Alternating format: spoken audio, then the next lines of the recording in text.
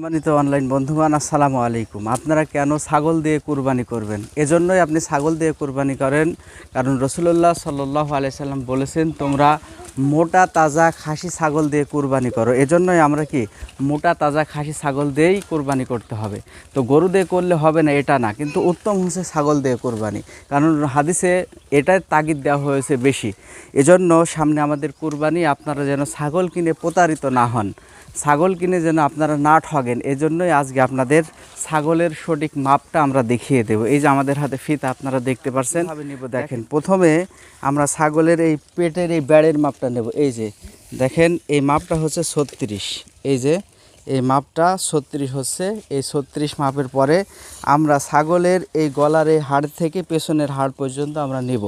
পেছনের হাড় পর্যন্ত দেখেন এই যে 28 সাইজ হয়েছে। এই 28 সাইজ হয়, দেখেছেন আপনারা, খুব সহজেই আমরা মাপটা নিতে পারবো।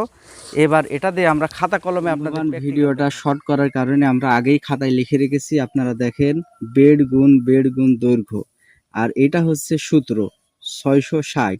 এবার বেড গুণ 28 আমরা গুণফল করে নিলাম।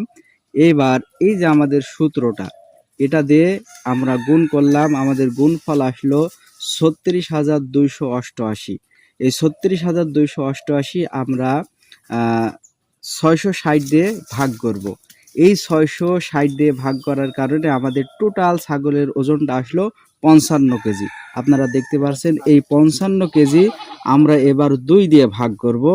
এই 2 দিয়ে ভাগ করার কারণে আমাদের ভাগফল আসলো 27.5 কেজি। তাহলে আমাদের ছাগলের মাংস রয়েছে 27 কেজি 500 গ্রাম।